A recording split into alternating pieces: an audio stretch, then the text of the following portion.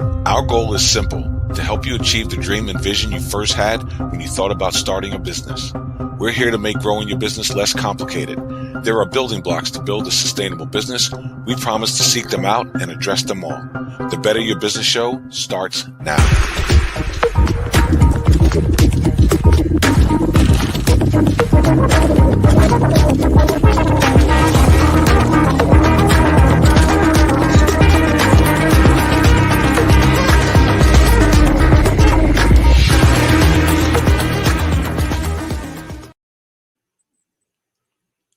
Good morning and welcome to the Better Your Business Show. Here we discuss your most important business challenges and provide you with practical solutions to help you better your business.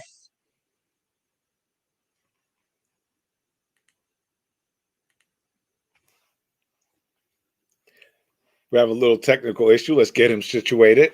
And I'm sure Tehran is going to say something along the line of whether you're a mompreneur, an entrepreneur, you have a passion, you have a dream, you have a purpose, and you have a mission.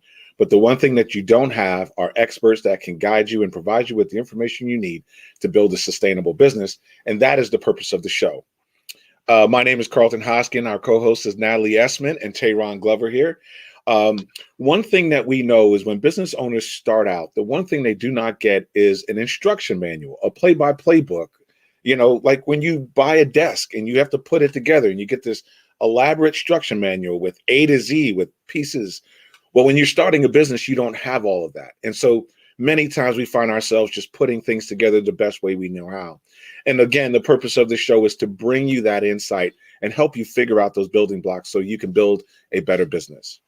Yes, so whether you are joining us live or watching the replay, make sure you take your free business assessment at pillar5.com, and then you can join us in our virtual studio where we can address your comments and concerns throughout the show.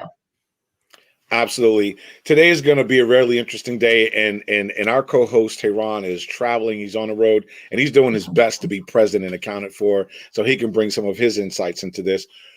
But the topic today is going to be really interesting, and we're not going to bring the experts in because we are experts as well, obviously. So we're going to talk about this, and we want to hear all the comments. We want to hear the inputs because we know there's experts out there watching like Natalie Forrest and Colette Portis and Jen Hogger and Nick and Terrence and all these great people, David Chrysler, I can keep going on, all these people who grace us on the show, Patty Farmer, who are watching. And so we ask you just chime in with your comments. We'll send you a link if you want to come in the back of the studio with us and pop on screen for a moment and ask any questions. So Natalie, what is the topic for today? So today's topic is what's in a name? How important is the name of your business? Wow. Interesting point. Wow, Natalie, you want to just share some thoughts on that? Well, yeah, I mean, there's a lot of different things to consider, different things that I've learned over the years, whether it's just from an advertising and marketing perspective, whether it's being familiar, whether it's legalities behind choosing your business name. I mean, there are different things that we need to consider to make sure that we do things right up front. You know, what if we spend this time putting together a business name and we create all this marketing content, write all these pieces, spend all this money, and then for whatever reason we can't keep that name, we decide we don't like it, or it's somebody else's business name, right? It's been trademarked, and then all of a sudden we've just wasted all this money. So there's a lot of different things to consider. Absolutely. One of the things I recall when I was talking with the attorneys in building I Do Systems is that we registered I Do Systems LLC. That's how the company was registered in the state of Florida. When we started putting together the marketing pieces and our advisor saw it, she said, well, you know, you don't have a DBA. And I said, no, we don't have a DBA. She says, well, then technically I Do Systems without the LLC is not the same organization. You need to get the rights to that. You need to make sure you protect that. That could be by trademark, like Natalie, like you're saying. But when you're doing your business, and this is one to grow on for those who are listening, if you have your business name and you registered as ABC Inc., when you're marketing your business, unless you have a DBA, you should be marketing ABC Inc. If you don't want to put the Inc. on the end of your marketing, then by all means, go get a DBA. And DBAs are not hard to do. I mean, you just go to the county, fill out the form, pay a fee. I think well, I can't speak for every county, but I think in Florida it's like $40 or something like that. And then that's it. You do the name search to make sure no one else is using it, and boom, it's really easy. And it's a simple step that many business owners overlook in the process of developing their company. Yeah, definitely. And then, even just how are people coming up with their business names, right? There's different things that we need to look at. And even just how are we choosing the products of our business? Is it, hey, this is something I'm familiar with, so I'm just going to go for it? Is it, that seems like an easy sell, it's the trend in the marketplace? How are also people choosing what they want their business to be about? Are we choosing it, again, based on convenience? Are we choosing it based on our passion and what we love, and then formulating our business based on that? So that's something else to consider. How many people have gone into business and it's just been about convenience or it's familiar, as opposed to, hey, this is something I'm passionate about and that I would do whether I got paid or not. And we know in entrepreneurship, there's definitely a season of not getting paid, right? So am I doing this because I love it, or what are the reasons why I'm doing this business?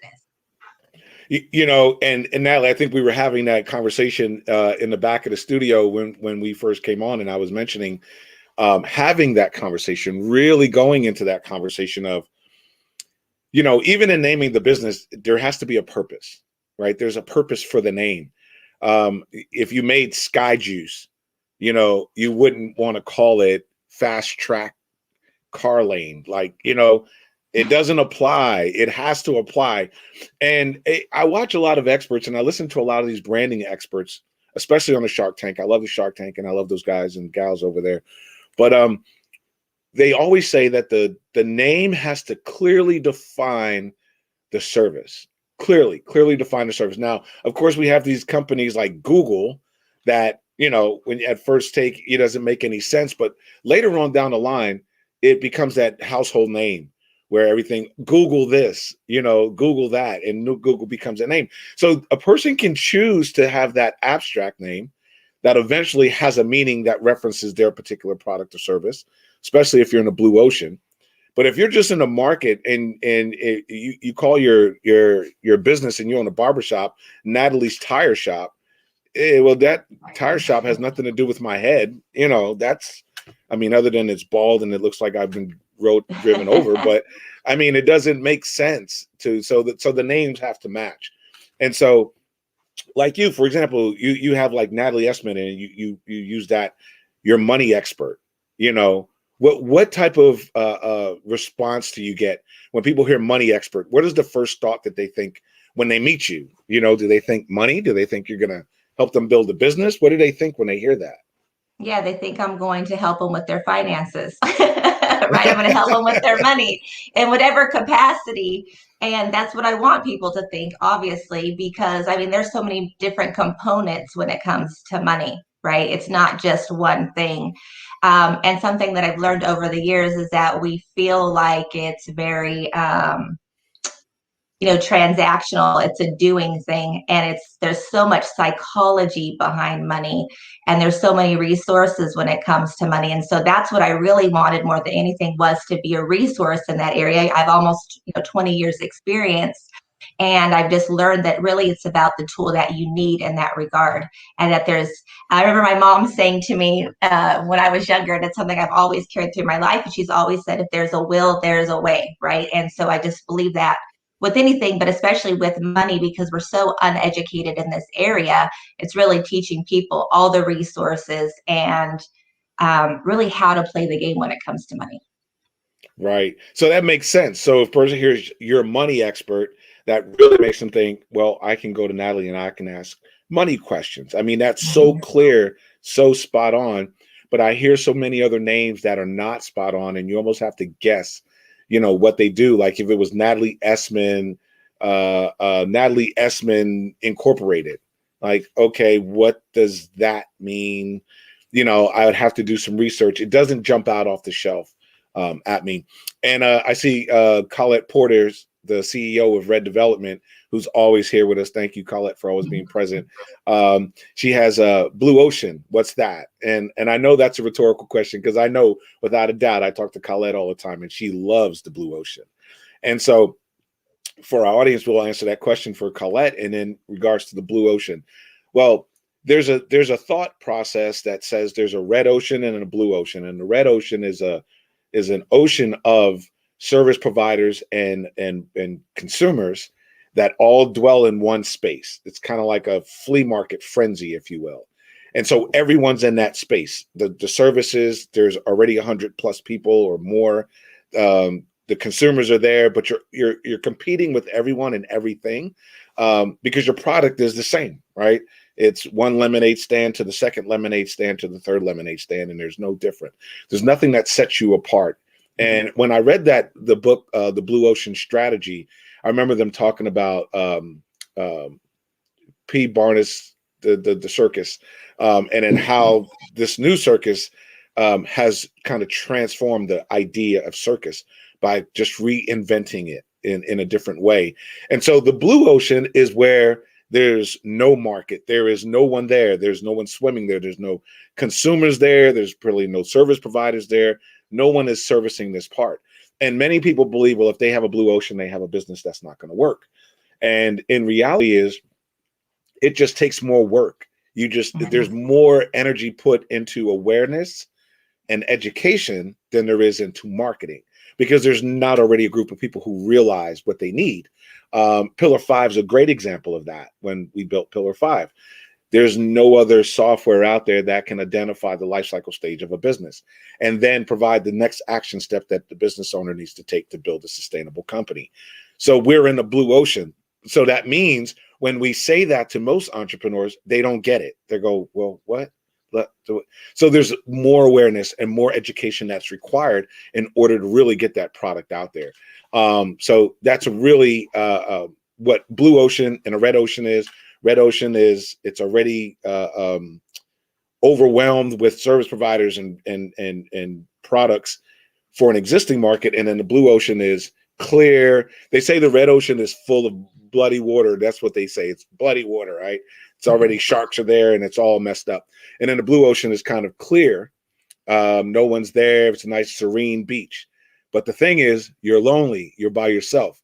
So there's a lot more marketing to try to attract people to that particular beach, because it's not on the tip of their tongue. They don't know what it is. Yeah. Very interesting. So that's the blue ocean.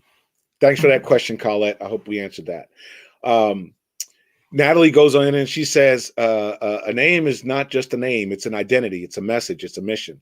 And that's true, right? That's the name, again, resonates with who you are and what you do. And it goes back to, like Natalie, you were saying, it goes back to the purpose, right? Are we purpose driven, or are we just doing a business for money? And I think at the end of the day, if we look back at all 11 episodes or 10 episodes prior to this one, everyone said the same thing: mindset, purpose, right? Mindset and purpose. If you have the right mindset, then you're going to do well. You're going to succeed. But a mindset's great, but you have to have a good purpose, because you can have the mindset for money versus mindset for solving a problem. And so if your mindset's for solving a problem, then you will probably end up in a blue ocean, because you're solving a problem that no one else has solved. And so that's how I allude to that. Yeah, so let's talk. Let's talk about that a little bit. Even with Pillar 5, what made you guys choose Pillar 5 as the name, and then what are you solving with Pillar 5, and what makes you so passionate about that? Wow, really, really interesting question. So with Pillar 5, and again, this is blue ocean talk. So we're really in one of those Google spaces where we have to do a lot of education and a lot of awareness, because many business owners don't know that there's 5 pillars to sustainable business. So the term Pillar 5, it aligns with the product, and it makes perfect sense of, oh, you're talking about the 5 pillars of sustainability. Pillar 5. Oh, that makes perfect sense. That's true in that sense, that it directly correlates to the product. But because the market doesn't know that there's 5 pillars to sustainability, Pillar 5, then Pillar 5 has no value. It has no meaning to them on that level. So that's where the education comes in. So again, sometimes you can branch off and do something unique like that. Just know, and from experience talking, it takes a lot more energy to bring awareness and education to that product. In fact, Natalie, you asked that question. Terrence, when he was on last week, he and I have spoken since then. One of the things he said was, Carl, when you told me about Pillar 5, I didn't really get it. I heard what you said and it made sense, but I couldn't really figure out what it did. And then he went into the tool, and then he called me this weekend and he went, oh my gosh, everybody needs this. How did that, what, blah, blah, blah, blah, blah, blah, blah. And we went into this long dialogue, but even us trying to explain it to the market is difficult because it's a blue ocean. So how do you explain something to someone that's never been explained? That, they may need it, but you can't explain to them what it is. It's a weird predicament. It's really interesting in that. And I'm enjoying it. I'm enjoying it because I'm learning tons. And thanks again to all of the experts who's been on the show, because they're helping me really get a beat on the educational and the awareness focus. And in fact, we use Pillar 5 inside of I Do Systems, and that's where we are. Awareness and education. We need to make sure that our market understands that before we go any further. I hope I answered your question, because I think there was another part to that. And I see you looking at me like you didn't answer it, Carl. You did. I mean, hey, we can dive a little bit deeper into that, but that what I love about it is really, if you look at, entrepreneurship, quote unquote, is becoming so much more mainstream now, right? So there's just a whole nother level of awareness that goes to that. We're learning entrepreneurship. We've been so conditioned to be employees. We've broken out of that mold into a lot of people becoming self-employed, and then now going into the business owner quadrant. And so there is, I think, becoming so much more awareness to people wanting to be in control of their time, being in control of their money, understanding financial literacy. And so I love that. That's right when Pillar 5, it's like perfect timing to take business owners to that next level. I know even when I did my own assessment through Pillar 5, I argued with Tehran for like 15 minutes on the fact that I must have put something wrong into the software. I've been on for almost 2 decades. Something's wrong. Let me go back, restart. But again, it was just awareness for me, even after all this time, of where I need to shift, and we don't know what we don't know. So if it wasn't for that, I wouldn't have had that awareness. And the other thing too is, if we're looking at how many businesses don't have sustainability, especially after 10 years, what that software was telling me was, hey, this is where I need to shift, or the odds are not in my favor. Even after all these 2 decades in business, the odds are not in my favor. And that just goes to anyone across the board, really. And so it's huge. Absolutely. Many people always try to get us to get into the story of why we started this. And I don't want to veer away from that. I want us to definitely come back and have a conversation about why we built I Do Systems and why we built Pillar 5. And is that a purpose for I Do Systems, or are we just really trying to generate revenue as a product? But I can just from a quick synopsis, I could tell you, Tehran and I are not showstoppers. We're not interested in being on TV and, get all of this branding. And as much as we do it because we want to bring value to the business market, because we see a problem and we know that problem exists, and we know there's no solutions that are there that solves it the way that we would solve it. And so and that's, Natalie, that's part of why you joined us on the show, because you love the drive and the passion and the purpose behind the show is, not to market anything or, try to have someone come on and talk about their personal life and get their backstory, but to actually bring nuggets of information that can help small business owners, really grow, really take the information today and do something tomorrow. And I think you hit it on the head when we talk about the DBA, is that, having that DBA and knowing what the value of having a good name in your business is, that's value. Someone can walk away today and go, okay, I understand. I don't want to use ABC Inc. on my marketing. I want to just use ABC. I know I need to go get a DBA, or maybe my ABC doesn't align with my product or service. Maybe I need to rethink my name. And here's the thing to that. And I'm gonna bring Tehran in because I see he's just jumped on. Here's a part to that too. If you registered your business, and Natalie asked the question, why do we do I Do Systems? And I want to talk about that for just a quick second because it's going to lead into what I'm thinking. I Do Systems, the IDUE. The reason we did DUE is because IDO is already taken, right? And I know some people have said, well, the DUE makes me think of collection, right? But the way we've thought about it is that we're due a system. I'm due a system. You owe me a system, basically. You know, you put out all this content in the world about building a business. I need a system. So I am due a system. So that's why we said I do systems. And so what we do is we build systems that helps entrepreneur business owners achieve sustainability. And right now, our legacy or our feature product right now is Pillar 5. But Tehran and I talk all the time. That's just one product in the market. We will be bringing many more products in the market that can solve problems for other industries specifically. As we see that need arise, as someone comes to us, if a psychologist comes to us and says, I would love to have a simple way to do an assessment and make sure I can monitor my clients basically by doing this thing in an automated process, can you guys help me build that? Absolutely. That's what we do. We go in, we reverse engineer, just like we reverse engineered life cycle stages since 1856 when they were first developed and haven't been touched since. And we realized this wasn't just shelved. This was archaic. You know, it just become theory. So we turned it into practical. That's where it became the blue ocean. Yeah. Can you guys hear me okay? Just wanted to make sure. Yes. Okay, good. Yeah, so thanks for rolling over that rolling with that punch so well, guys. Great team. But the business show squad, the hosts are amazing. So yeah, just kind of doubling down what you were saying, Carlton, about especially the I Do Systems thing. So what we had to realize is we have to always be in a position to pivot. We have to always be in a position to make sure that the decisions that we make sense, especially the name of the company. So if the data starts coming back and saying, well, this name starts to make people feel this way, it's our responsibility to either be emotionally attached to a decision and say, we're going to name it that because of all the reasons that we have, or we have to think about what our end users are thinking, the effect that name is going to have on the market, and then be willing to adjust that for the sake of the end result of the solution that you're the solution that you're solving, or the solution you're providing.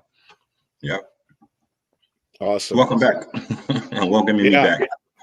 Yeah. And Natalie, question for you. Tracy Harris asked, and I had the pleasure of meeting Tracy Harris at a solutions event that Colette Portis and Amy Razor at the BBB hosted out in Fort Worth, Texas. She said, is it possible to combine a purpose-driven business with a money-driven business? Okay, that's the only way. That's the only way to do business is my belief. If it's not purpose driven, it won't be money driven, right? That's when the money comes. It's from the purpose. The purpose comes first, and then the money comes second. It's just my experience, right? And but I think the caveat, what you have to look at is profit margins. I think that's extremely important. I just was having this conversation with someone yesterday. Profit margins are important. Is it worth your time? And then the other thing, a big thing that I learned from when we had Colette on the show, which was, speaking with the brand expert, a marketing expert, because maybe it's just you need to spin how you're marketing that product to make the product margins worth your time. And so I think that's a big thing, but it's purpose. It has to be with the purpose. Otherwise, you're not, what's going to get you up and going on those days when you don't feel like it, right? On those days where, maybe you just worked 20 hours or you were in the emergency room or the kids were up sick, what's going to get you up and going? It has to be that drive and passion for what you're doing. 100% agree. 100. I couldn't say it better. We know by now, collectively that how we're taught to become adults and generate revenue to deal with finances and economy as human beings on this planet, we're not prepared for that in the structure of how we become adults. By now, we all know we're not taught about credit. We're not taught about balancing your books, your taxes, any of those things. And you get to college and you get with all of these credit cards and you start becoming active inside of this relationship with the economy and with your own personal economy and finances. So we're taught in a certain way. And most people, it seems that I found in my run-ins, they'll go to school to do a certain thing because it's an industry that pays a certain amount. So they want to make a certain amount of money, and that starts to direct their thoughts, what schools they want to go to, what certifications they want to get, what careers they want to get. And there's another angle to that. And we've spoken about it before, and I'm glad you said Colette, because she actually brought it up, saying that we're solution providers. We're service providers to people when you're a business owner, as an entrepreneur. So everyone is an expert. You know, I tend to lean on this. So I'm of the opinion that everyone is an expert at something. We're all like, no one's an expert at everything, but everybody's an expert at something. There's something that you know like the back of your hand. You may not give it as much value because you know it like the back of your hand, but someone would pay you for that which you know that you're an expert in. So when we take our expertise, which is going to be attached to our passion, and then we put the building blocks to build a sustainable business around it, absolutely, to the comment, it's possible to have a business and also pursue your passion. And it's actually, like you said, Natalie, the ideal situation. I wouldn't recommend doing it any other way. What is it that you can do all day and not feel like work? That thing, now find out what solution that solves, find out the building blocks needed for that industry, and then build a sustainable business doing what you love, you know. And then that even helps in communicating what the name is going to be, because it all goes back to your why and the solution and the end user and all those things. So yeah, I think that's the only way to go. Absolutely. Good stuff, Tehran. Good stuff. Tracy, I hope we answered your question there. I definitely agree with the panel here that you can definitely build a combined purpose-driven business with a money-driven business. Again, I always talk back to the things that I know. And so throughout this, I'm going to always highlight some things that Tehran and I experienced in building I Do Systems and the Pillar 5 program. And many people don't know this story. So Tehran and I were both sales consultants for a financial company that specialized in helping small business owners build credit and then get funding. Well, those business owners were in business. Now, were they on their purpose? I don't know. But I knew they were coming through the door to get credit and to get funding. They would get funding, and then 8 or 9 months later, they were still having financial difficulties, still having problems, and some of them were still failing. And so Tehran and I didn't like that aspect. We didn't like the fact that essentially we were supporting their demise. We were providing them stuff to hurt them, if you will, by helping them get funding when they weren't sustainable. They didn't know where they were. They didn't know what the next step was. Their instant thought was, I need money, and money is going to fix my issue. You know, Mark Cuban always says sales cures all. But so I think some people in the mind think money cures all. And there are two different, how they say, horses of two different colors. So they're different in that respect. So that's why we built Pillar 5, is because we wanted to make sure that if someone was coming in to get funding, that we understood if they had the purpose, and then we made sure that they had a sustainable model around their business. So when they added money to their business, capital to their business, it was fuel to the fire. It was going to make the fire bigger, but it wasn't to start the fire. And so that we understood that they knew how to light a fire to even get started. And so being money driven is a good thing, or profit driven in your business is a good thing, unless you're a nonprofit, right? Even then you need income, you need revenue to run a nonprofit. So in that light, when you think about it that way, you, like Tehran and both Natalie already said, you need your purpose first, because your purpose is going to wake you up in the morning. It's going to wake you up. Money's not going to wake you up in the morning, right? People have jobs that make good money that don't want to wake up and go to work. They complain the moment they wake up. Oh my gosh, I got to go to this place again, regardless if they're making six figures or not. But the person with the purpose undoubtedly wakes up at 2 o'clock in the morning and goes, oh my gosh, I need to run to my desk. I got an idea. I want to finish this thought. There's things I want to work on. I need to solve this problem when there is no money coming in. Right. And that's it. Because we built Pillar 5 for 6 years with no money coming in. That's right. That's purpose driven. The residuals of that will be revenue. The residuals of that becomes the income. So it's not the goal. The journey is not, the goal in itself is the journey. So we're trying to run to the goal. We're going to miss the process. And if we miss the process, we miss the journey. And that means we didn't learn anything. And then we become a statistic like many business owners do, just like in the lottery. 3 million people hit the lottery and 97% of them are broke within 3 years, because there was no financial acumen behind it. There was no purpose. The purpose was win money, right? And if a business owner goes in and I want to make money, that's the same mindset, just in a different coat, if you will. Yes, great stuff this morning. We are going over what's in a name.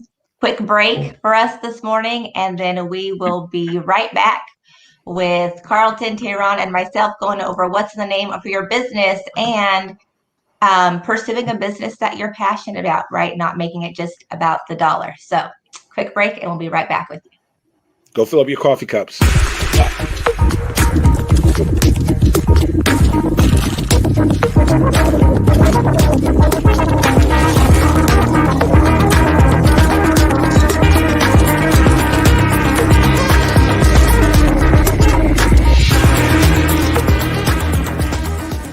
A wise man once asked, what if starting a business was like jumping out of a plane? And like 76% of businesses, what if 76% of parachutes failed before you reached the destination? What about those of you who have already jumped? Well, you may still have time to check your business. Pillar5.com, where businesses get it right. I use Colette Portis's goalie system, but don't take my word for it. Hear it from others who know it works. So the goalie system and Colette helped me develop a plan for my business, a very systematic approach to growing my business, and it helped me find clarity as to who I serve and what it is exactly that I do. Goalie provided me clarity on my business and helped me put together a structure to actually implement a plan that would make our business successful. I experienced Colette through the MBA for CEOs, and one of the tools they used was her goalie book and subsequent workbook. And I will have to say that that system that she created is, quite frankly, ingenious. Are you ready to grow your team, increase your revenue, and build your legacy? Let Goalie guide you to success. Order your Goalie bundle today at Amazon.com or ColettePortis.com. Hey there. We are back with Natalie Esmond, your money expert, and Tehran Glover, founder and partner of I Do Systems, creators of Pillar 5. Welcome back, everyone. Hope you got your coffee cups filled up. I got my coffee cup filled up. So yeah, let's keep going into this name thing because I'm sure people have questions. And if you have questions and you're listening, by all means, shoot your questions into the comments so we can answer your questions. And if you want to join us in the studio and come on live and ask your question live and introduce your business, by all means, just let us know. We'll be happy to send you an invite. I want to get real quick, champion. I want to get a little granular on Tracy's comment that she said that we kind of go over. People ask questions and respond to them, but there's always this underlying thing that they're trying to say or want to get across in the communication that we kind of can miss sometimes. And the question that she asked was, is it possible, there you go, thank you, to combine a purpose-driven business with a money-driven business? And of course, as we were saying in response, it absolutely is. I would say that's the only way to go. And a lot of times that question is geared more towards, well, can I make a living for myself pursuing my passion? And yes, absolutely. Absolutely, I would say the same answer, but there's a space. When you speak about our story with I Do Systems, there's a time frame that you will not be able to support yourself, that you will not be able to pay bills or have payroll, that you will not be able to actually function from a monetary perspective when you're pursuing your passion. So I guess the question is, are you willing to pursue that passion until it can start generating revenue? And keeping that part in your mind as you go forward in the process, because then it can become real daunting. You're pursuing your passion, but it's not providing the financial stability that you need. Well, just to know that the purpose and intent of building this business or company or sustainability component isn't to generate revenue, it's to build a company that will generate revenue. So you may need to do something else to generate revenue. But I would always say pursue your passion. Always leave that work 9 to 5. And as they say, when you get home at 6, now you do you and pursue your passion. So yeah, I just wanted to jump down on that a little bit more before we move on. That's right. Great point too. That's a great point. Good stuff. And I also want to lean into that with the name part, Tehran, as you said, pursuing the passion. I think that's another part of it, that the name should represent that passion. That name should be from that passion when you're developing it. You know, it doesn't necessarily need to be catchy. It doesn't necessarily need to sing and dance for you, you know. But if someone hears it and they see it and they can correlate or connect those two together, your passion, the solution, and the service and product, I think when you bring those together, that name just jumps right out at a person. And even if it doesn't make sense when they first hear it, the first time you say it to them, and you give them the explanation on why, it just becomes second nature. It's like, if you change that name, it makes me think something different. Kind of like Google. If Google changed their name to, you know, X space social search, you'd go, that don't make sense to me, right? But many people can't define what Google means, right? They have no clue what the term Google means. I want to intentionally antagonize this part of the conversation, just stir the pot, just to get us kind of communicating and the people that are watching too. First thing I want to say about the Google thing is, does anybody even know what a Google is? You know, and that's interesting. I'm not going to say it's a made up word. I'm just going to say Google. I'm not even going to say Look, Google. You know, I got my handy computer next to me, so I'm always going to cheat a little bit. While you're Googling that, Chief, very interesting answer. But while you're Googling that, as an antagonistic perspective, like we were saying, like the name needs to make sense and people need to identify, and that's true. But there's so many components to that: the branding, the marketing, that whole component, and the micro parts in that. For instance, who thinks of running or athletics when you hear Nike? Who thinks athletic health or sports when you hear swoosh? Maybe swoosh with a net, perhaps, but not Nike. So there are a lot of other components too.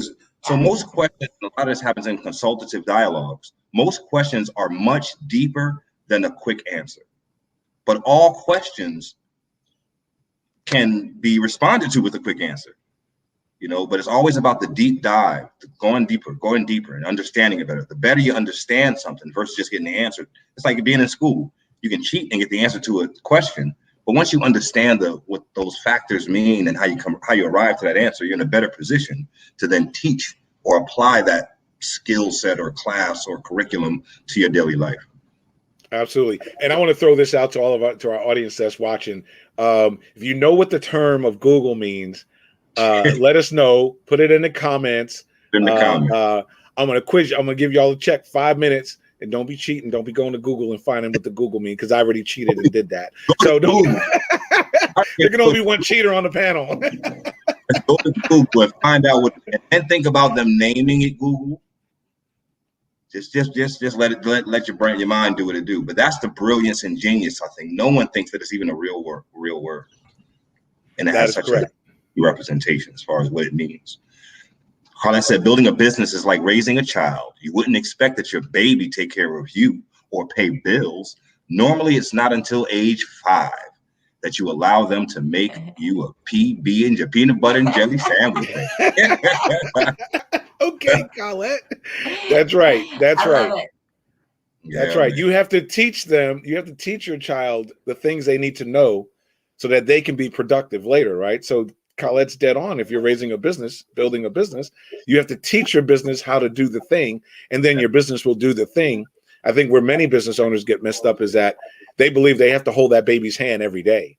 And so they stop allowing the baby to do what they need to do, and they try to take on the responsibilities for the baby. And so they start working in their business, as people say, instead of on their business, you know, and that's that posture. Yeah. And also on top of that, very important, as she said, is you have to teach the business like it was a child. So the question becomes, who's teaching you? If you're teaching the child's education is dependent upon what you're teaching the child. Are you taking enough consideration into what you don't know that you need to know? How much energy you put into acquiring new information, not for the sake of you being smart, but because you're taking a responsibility to raise a thing that's going to now function as its own entity. Yeah, so I want to go back to this thing because the question today is, what's in a name? Why is the name of your business important? So since Colette brought up that component of it being a child, why is it important that a mother, normally the mom, she is the one she has the final say so on the name, right? Dad could be like, I want to name him Richard Esquire. And she's like, no. And so there's this power in that. And so I want to talk to Natalie from that perspective. What's in the name? Why is the name so important when you're naming a child? I mean, I was thinking exactly that same thing, Carlton. It's exactly what I was thinking is, since we're talking about children, how are we choosing the name for our child? I don't think it's any different than our business, right? But obviously, as we're thinking about the name, it has to make sense. We don't want to give them maybe a name that's going to, tease them, right? Or if you're adding a title in front of it as we get older, you're joining the military, or you're right, that last name can make a difference of what that name is, or I mean, we've all watched Simpsons episodes, right? Some of their, so those are the things you have to think of. But it's the same thing. If this was your child, if you're looking at it from the perspective of this is my child, how are you choosing the name? And how much thought are you putting into that? And I think that's a great analogy. Definitely. Oh. Yeah, so think about it from that. Don't quickly jump out there and go, I'm going to name it this. It doesn't matter, right? There needs to be thought. And again, DBAs are relevant. If you missed that part where, again, if you registered your business as an Inc. or an LLC, according to the law, that's the name of your business, with the LLC. And when you start marketing, you have to market it with that LLC. The moment you drop it, you lose the protection of your company right there because you don't have a DBA or you haven't got a trademark for it. And so that's important. When you see Nike, you don't see Nike LLC unless you're looking at Nike terms and conditions. Otherwise, it's just Nike, right? They don't got Nike Inc. on their shirts. So we have to think about it from a business perspective. I think many of us overlook that. We overlook that and we just go, well, I'll just drop the registration type and just use the first part. And it's okay. I can do that. It's mine. And Natalie, you were just giving an example earlier today when we were backstage about a company boss lady. What was that? Tell me what you were saying. The boss woman. Tell that. I want to hear that because I think the audience would love to hear that. Yes, it was one of the boss, females, one of his boss girl, boss babe, something. But she had a clothing line prior called Nasty Gal. And she just announced it, this is the name of my company, Nasty Gal, blah, blah, blah. Didn't have it researched or trademarked, which there's a lot of, they call them name generators online. You can put in that name and see if it's taken. But so she announced this is the name of my business, but it was already a business it was already a different business, Nasty Gal, right? Industry. It was in an adult industry. It was thank you, adult industry. And so when you went to Google her business, the adult industry came up, which is not what she wanted to represent her and her business, right? So she ended up buying out that domain name, and luckily she was able to, though, right? I mean, how many people can even, if you don't do that front work, how much can it cost you? And then could you buy it even if it was already taken? So that goes back again to doing that upfront work for your business. And I think part of that too is obviously not overthinking it, but I loved what Colette said too, is about the journey having so much to do with it. I love what she posted on that because it's so true. And I think even again, as you're looking back over your history, your trajectory of your life, what does it always lead back to? Right? There's so much to be said in that purpose of what lights you up at the end of the day. I had taken a class called Firestarter. It was a Danielle Laporte course. And she talked a lot about moving towards the things that light us up. If life is about a bunch of feelings and the experiences, what type of experiences are we putting ourselves in? Doing the things that light us up, doing the things. And so if it's a business where we're investing, 14, 15, 16 hours of our day, making sacrifice, taking time away from our family, taking time away from our kids, is it something that's absolutely purpose driven so that when we're there, we're present, we're all in, we're pursuing it. And then when we're out of that realm, we're also present with our families. Indeed. Right. And I love that, Natalie, and Colette kind of hits some of that here too, to kind of allow us to keep expanding that thought process. Is many CEOs or owners of the organizations, the founders, believe that they're the only person raising that business. And so they pick names in my mindset to stay in line with what you're talking about. They pick names that to them, they like personally. They haven't consulted, like Tehran said, the experts in marketing that can come up and say, great product, but that's not the right name. I mean, I remember watching a Mark Lemonis show, The Prophet, and there was a name for the business, and he was trying to encourage the owner of the business to change the name, and she literally broke down in tears. She was crying over the name. She didn't want to change the name because it had so much meaning to her. And he said, I get that. I really understand that, but it doesn't have the same meaning to your audience. And it's hindering your ability to sell your product. So which one's more important? The meaning or the feeling for you, or how it results into, as Tracy asked earlier, purpose and profits? How does it line up?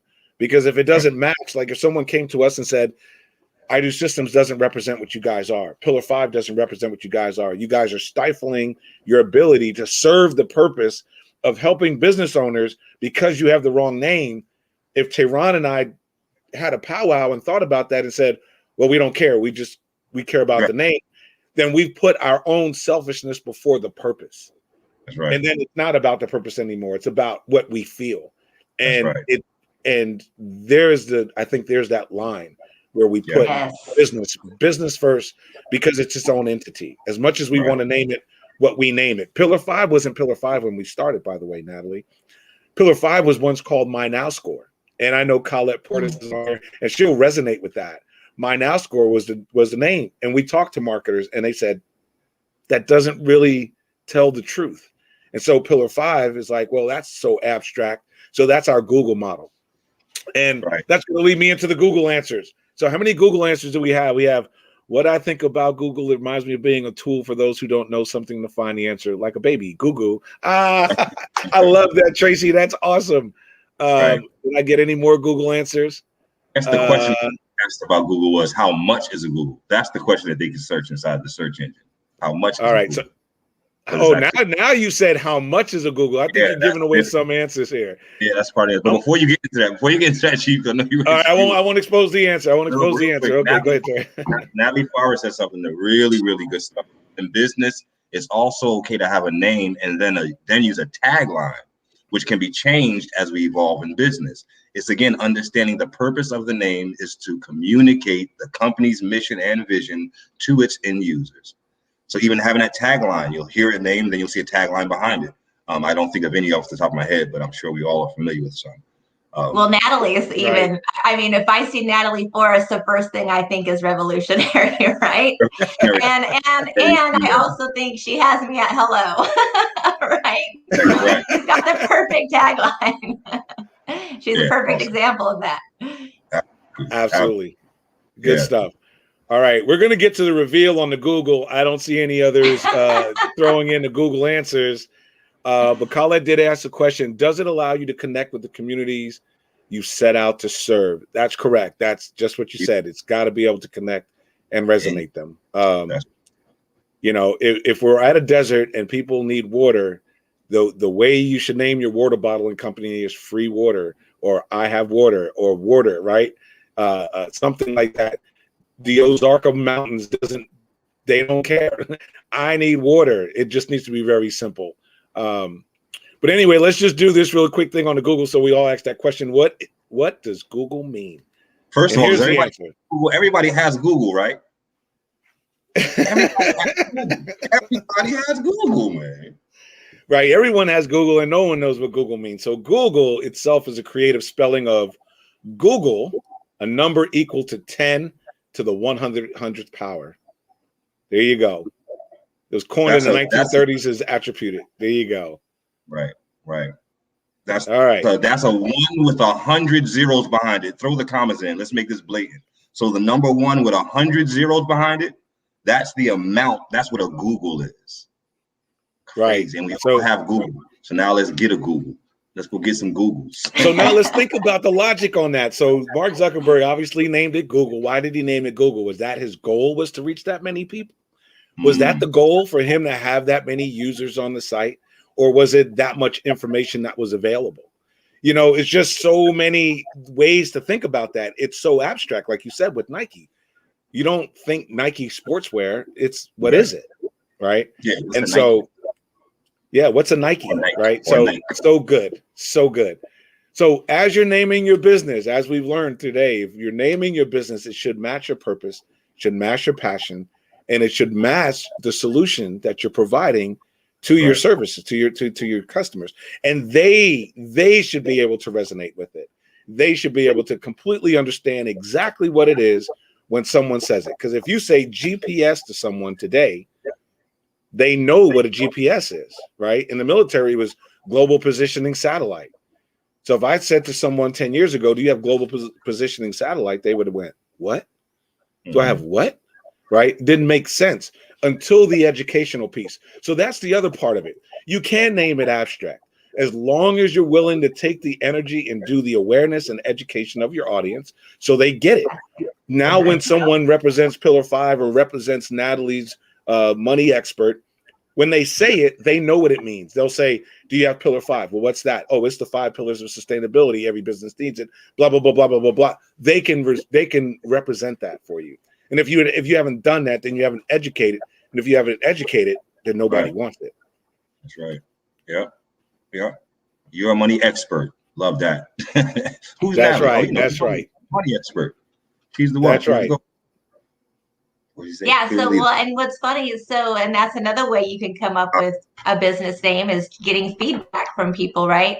So your money expert actually came from me sitting down with my sisters. They're the two people that I trust more than anybody, right? So if I'm going to get feedback on certain things, it's going to be their creative ideas. And that's how we came up with your money expert. And I was able to get it trademarked and branded and all that stuff. And you just think, for me personally, I would have thought there's no way someone have had to come up with that, by now. And my sister came up with it, and that's how your money expert was formed. And I just love it. It's just perfect for me. It is. And what I'm right. And my passion, my purpose. I think about it this way, Natalie. If I was walking through Walmart and I saw your money expert on the shelf in a box, I would know what I'm getting out of it. I would have an idea of what I'm getting out of it. And if I wasn't certain, I would pick it up and read the ingredients. Because the word money expert, your money expert, like those ring a certain way to me. I would pick it up and go, okay, well, how can you help me with money? See, that attracted me, that stopped me. That's the hook, if you will.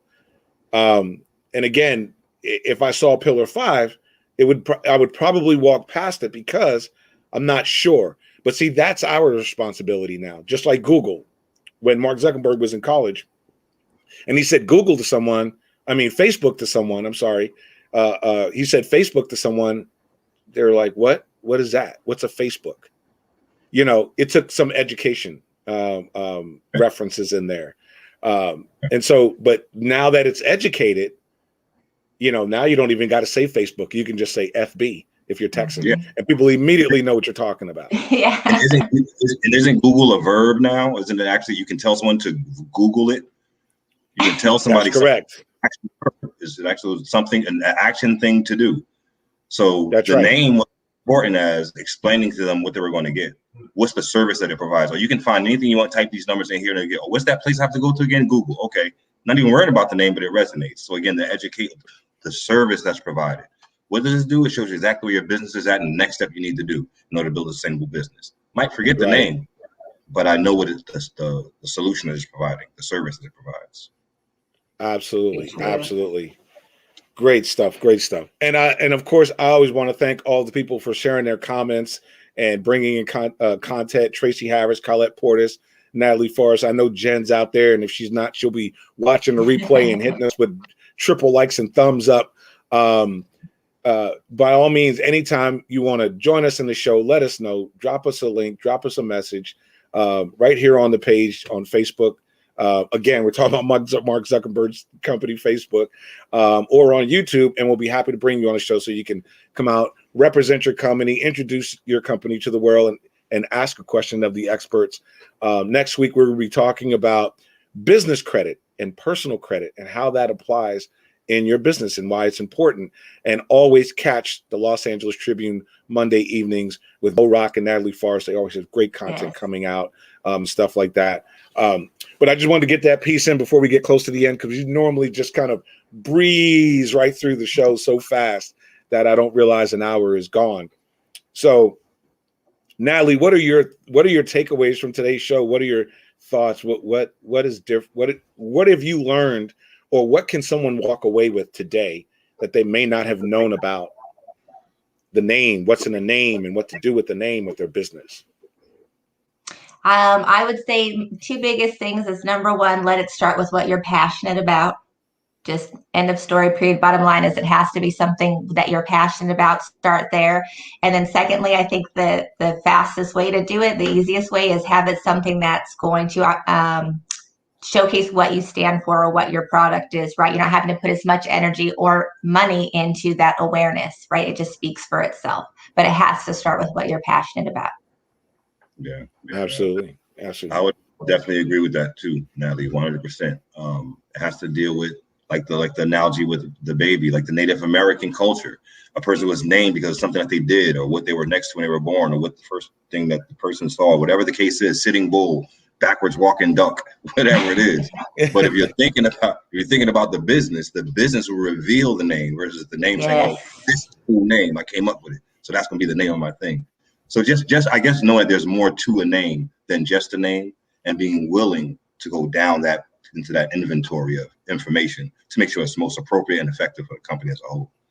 That's a great point, Ron. The name will reveal itself.